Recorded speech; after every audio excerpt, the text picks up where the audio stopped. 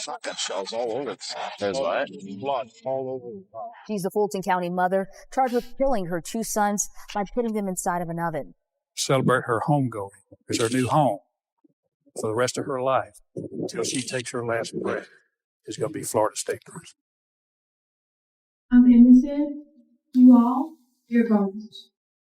This is Michelle Blair, a 35-year-old mother of four from Detroit, who is facing multiple murder charges in the state of Michigan. What led investigators to uncover this case? Do it without you. I never tried to say I didn't. I did it, but that does not negate the fact that they were never there for their children. I had to struggle with them all the time. They were never there. On March 24, 2015, Michelle Blair was behind on rent, and officials arrived at her home to carry out an eviction.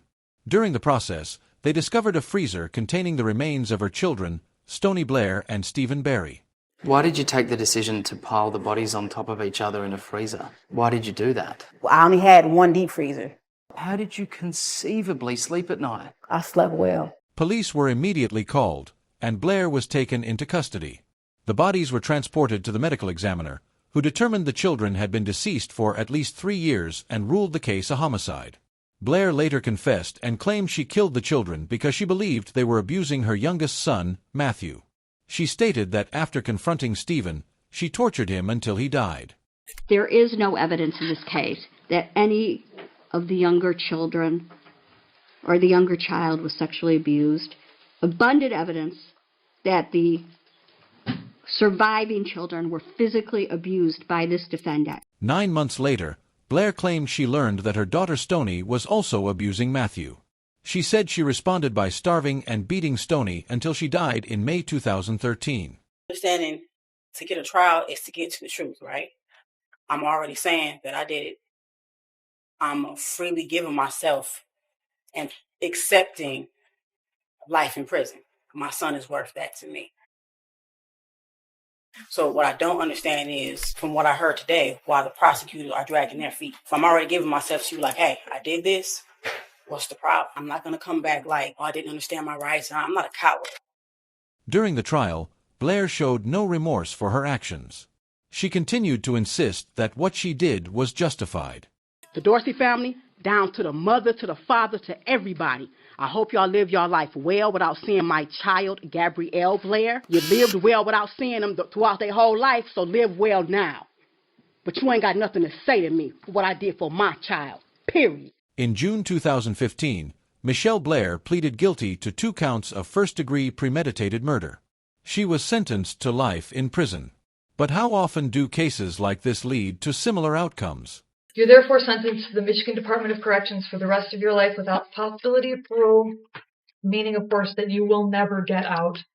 This was not the only case of a mother receiving a life sentence.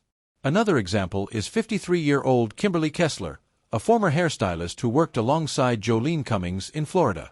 After a workplace dispute, 34-year-old Cummings disappeared, and her remains were later found in a landfill. Investigators arrested Kessler and learned she had been living under false identities for nearly 2 decades. She was charged with first-degree murder, and her behavior in the courtroom drew significant attention. Let's just put me back on myself. Ma'am, come back. I want to get rid of the public defender's office. Jordan Beard is Jolene Cummings' cousin. Jordan Beard is Jolene's cousin. Jordan Beard, Jolene Cummings' cousin. Jordan Beard is Johnson's nephew. Jordan Beard is Jolene Cummings' cousin. Jordan Beard, public defender, is Jolene Cummings' cousin. Kessler's unusual behavior continued in custody. Prison officials testified that she made repeated vulgar statements, refused food, and engaged in unsanitary actions, including spreading feces on her cell window and throwing it at staff. In the end, she received a life sentence without parole for the murder of Jolene Cummings. Her case can be compared to that of 29-year-old Julissa Thaler, who faced charges for the murder of her son. Thaler and her ex-husband, Torrey Hart, had been in a custody dispute over their 6-year-old child, Eli.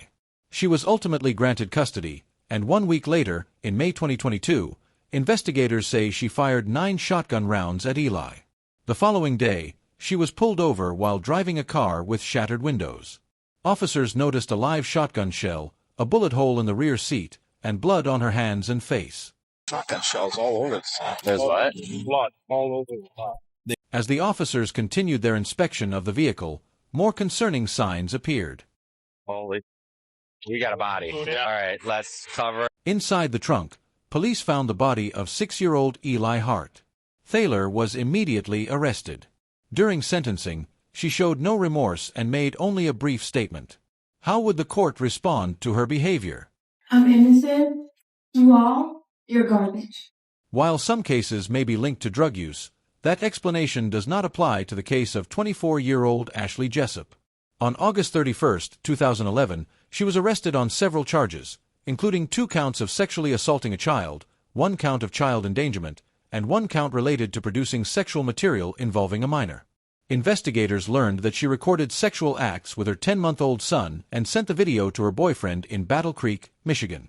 The case advanced when the boyfriend's former partner discovered the video and contacted Michigan State Police. Jessup was taken into custody and held on a $1 million bond. You are being sentenced to life in prison without the possibility of parole. The state is requesting $1 million cash and jury bond. In court, Jessup showed visible emotion as she cried throughout the proceedings. She was ultimately sentenced to life in prison, with no possibility of parole for 50 years. Her boyfriend, 24-year-old Jordan Russell, received a sentence of 3 to 20 years. The infant was placed in protective custody, and his father, 19-year-old Jonathan Vasquez, is now seeking custody. But even with the severity of this case, another defendant's actions in the courtroom would prove even more unusual. What could lead someone to behave that way during trial? She's the Fulton County mother charged with killing her 2 sons by putting them inside of an oven. This brings us to Lamora Williams, who faced multiple charges, including 4 counts of felony murder. The charges stemmed from the deaths of her 2 young children, Jakarta Penn and Kuyount Penn. The incident occurred in October 2017, when Williams made a distressing 911 call requesting help. My cousin in the house with my kids. She just left my kids in the house when I came back from work. 2 of my kids are dead. She left them dead in the house by themselves. She left my door open. My oldest baby boy is the only one that's alive, and they knocked the stove on. Can you listen? When I came in, the stove was laying on my front. When authorities reached the home, they found the children deceased, both showing burn injuries. Investigators determined the children had been placed inside an oven. Williams was arrested and charged. Her sister and mother later stated that she suffered from schizophrenia and had a history of mental health struggles. Just came from the jailhouse to let them know to put her on suicide watch because she's going to kill herself. Williams remained in custody without bond beginning October 14, 2017. In June 2023, she waived her court appearance, and the case continues to move through the legal process. Even with the severity of her charges, another case stands out due to its extreme nature. That case involves Isabel Martinez, whose family had recently moved from Chicago. She faced multiple counts, including malice murder, aggravated assault, and cruelty to children. On July 6, 2017, Martinez retrieved a knife and killed 4 of her children. Their father, Martin, awoke and attempted to intervene but was also fatally stabbed. After the incident, Martinez placed the bodies of her family members in one room, then injured herself and called 911 to report what had happened. Investigators later learned she told her children they were going to the sky to see Jesus before she attacked them. In court, she pleaded guilty but mentally ill, and her mental health struggles were evident during her appearance.